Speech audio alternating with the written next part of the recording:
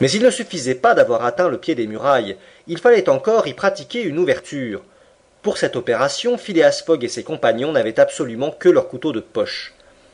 Très heureusement, les parois du temple se composaient d'un mélange de briques et de bois qui ne pouvait être difficile à percer. La première brique, une fois enlevée, les autres viendraient facilement. On se mit à la besogne en faisant le moins de bruit possible. Le Parsi d'un côté, Passepartout de l'autre, travaillait à desceller les briques de manière à obtenir une ouverture large de 2 pieds. Le travail avançait quand un cri se fit entendre à l'intérieur du temple, et presque aussitôt d'autres cris lui répondirent du dehors. Passepartout et le guide interrompirent leur travail. Les avait-on surpris? L'éveil était-il donné? La plus vulgaire prudence leur commandait de s'éloigner, ce qu'ils firent en même temps que Phileas Fogg et Sir Francis Cromarty. Ils se blottirent de nouveau sous le couvert du bois, attendant que l'alerte, si c'en était une, se fût dissipée et prêts, dans ce cas, à reprendre leur opération. Mais, contretemps funeste, des gardes se montrèrent au chevet de la pagode et s'y installèrent de manière à empêcher toute approche.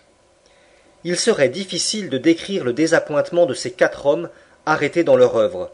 Maintenant qu'ils ne pouvaient plus parvenir jusqu'à la victime, comment la sauveraient-ils? Sir Francis Cromarty se rongeait les poings. Passepartout était hors de lui, et le guide avait quelque peine à le contenir. L'impassible Fogg attendait sans manifester ses sentiments. « N'avons-nous plus qu'à partir » demanda le brigadier général à voix basse. « Nous n'avons plus qu'à partir » répondit le guide. « Attendez, » dit Fogg. « Il suffit que je sois demain à Allahabad avant midi. »« Mais qu'espérez-vous » répondit Sir Francis Cromarty. « Dans quelques heures, le jour va paraître et la chance qui nous échappe peut se présenter au moment suprême. » Le brigadier général aurait voulu pouvoir lire dans les yeux de Phileas Fogg. Sur quoi comptait donc ce froid anglais? Voulait-il, au moment du supplice, se précipiter vers la jeune femme et l'arracher ouvertement à ses bourreaux? C'eût été une folie, et comment admettre que cet homme fût fou à ce point? Néanmoins, Sir Francis Cromarty consentit à attendre jusqu'au dénouement de cette terrible scène. Toutefois, le guide ne laissa pas ses compagnons à l'endroit où ils s'étaient réfugiés, et il les ramena vers la partie antérieure de la clairière. Là, abrités par un bouquet d'arbres, ils pouvaient observer les groupes endormis. Cependant Passepartout, juché sur les premières branches d'un arbre, ruminait une idée qui avait d'abord traversé son esprit comme un éclair, et qui finit par s'incruster dans son cerveau. Il avait commencé par se dire « Quelle folie !» et maintenant il répétait « Pourquoi pas, après tout? C'est une chance, peut-être la seule, et avec de tels abrutis… » En tout cas, Passepartout ne formula pas autrement sa pensée, mais il ne tarda pas à se glisser avec la souplesse d'un serpent sur les basses branches de l'arbre dont l'extrémité se courbait vers le sol.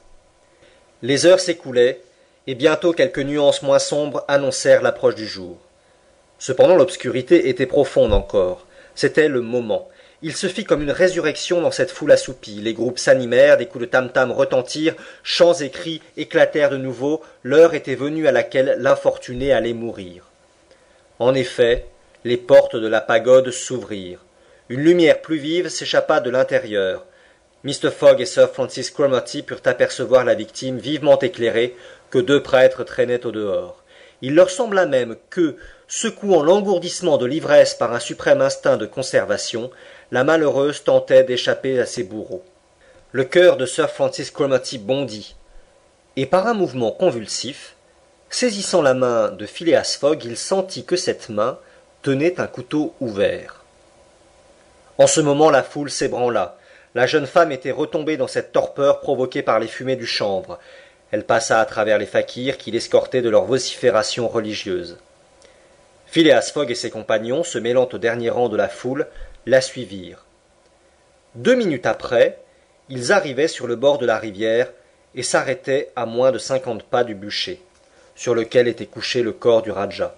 Dans la demi-obscurité, ils virent la victime absolument inerte, étendue auprès du cadavre de son époux.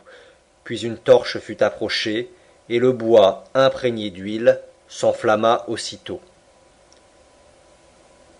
À ce moment, Sir Francis Cromarty et le guide retinrent Phileas Fogg, qui, dans un moment de folie généreuse, s'élançait vers le bûcher.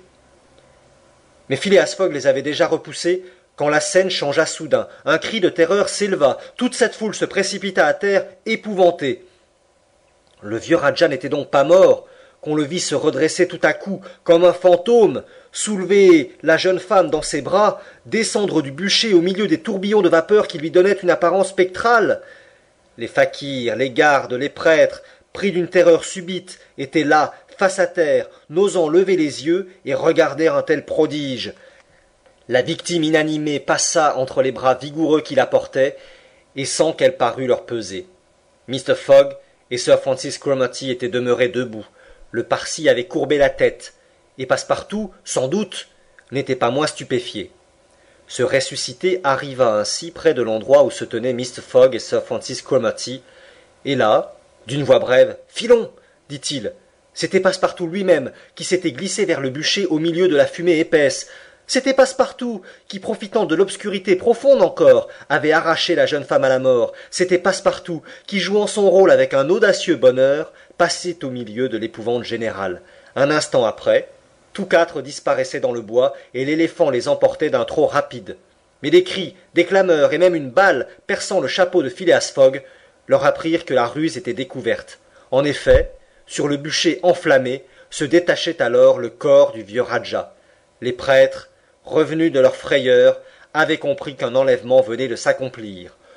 Aussitôt ils s'étaient précipités dans la forêt, les gardes les avaient suivis, une décharge avait eu lieu, mais les ravisseurs fuyaient rapidement, et en quelques instants, ils se trouvaient hors de la portée des balles et des flèches.